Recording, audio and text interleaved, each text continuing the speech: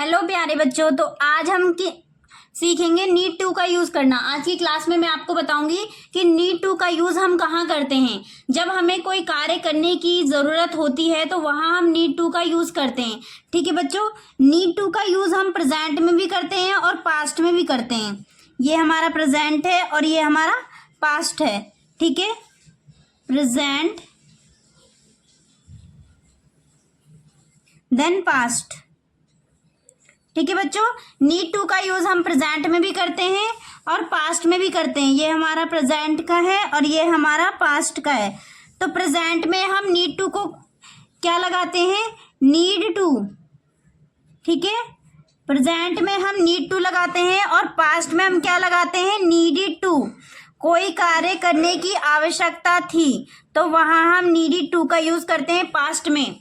ठीक है, और प्रेजेंट में कोई कार्य करने की आवश्यकता या जरूरत है तो वहां हम नीडेड टू लगाते हैं। मैं नीचे लिख देती हूँ बच्चों, यहाँ पे कोई कार्य करने की जरूरत है, कोई कार्य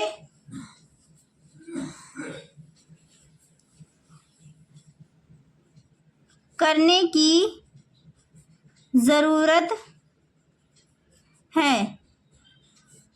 ठीक है बच्चों, कोई कार्य करने की जरूरत है तो वहां हम नीडेड टू लगाते हैं, नीड टू।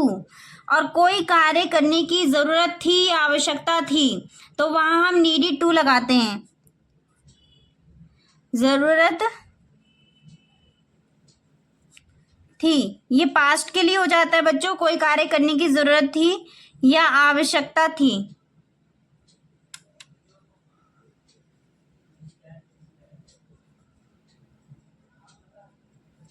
ठीक है बच्चों, कोई कार्य करने की जरूरत थी या आवश्यकता थी।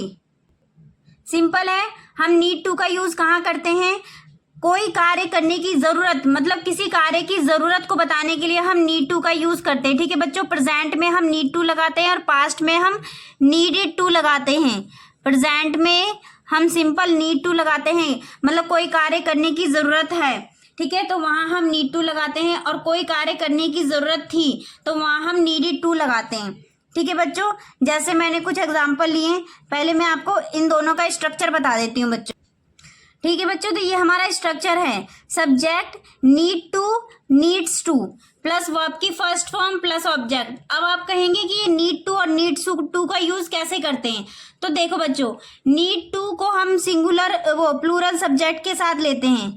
ठीक है, नीड टू का यूज हम प्लूरल सब्जेक्ट के लिए करते हैं और जहां सब्जेक्ट हमारा सिंगुलर आ गया तो वहां हम नीड्स टू का यूज करते हैं। सिंगुलर और प्लूरल सब्जेक्ट में शुरू से आपको बताते हुए आ रही हूँ बच्चों कौन कौन से होते हैं। ठीक है, ही, शी, इट, नेम, ये हमारे सिंगुलर होते हैं जिनके साथ हमें नीड्स टू का यूज करना है।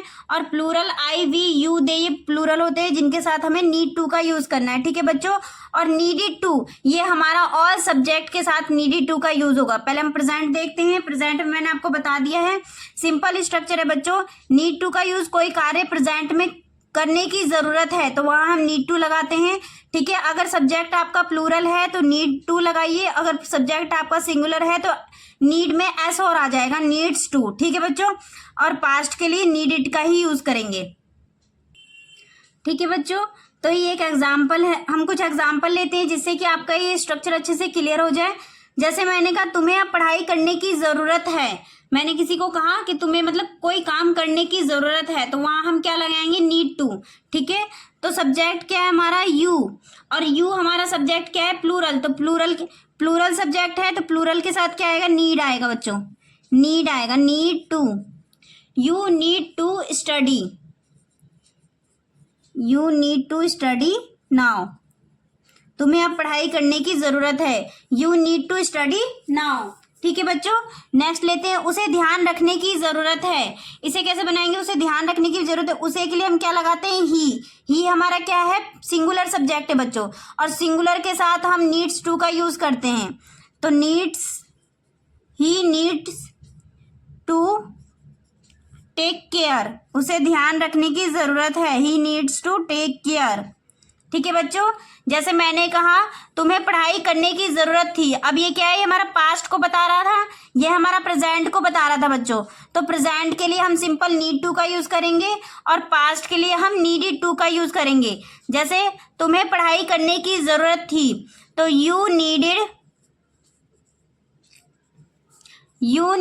To study, you needed to study. उसे तुमसे बात करने की जरूरत थी तो उसे तुमसे बात करने की जरूरत थी, he needed to talk to you.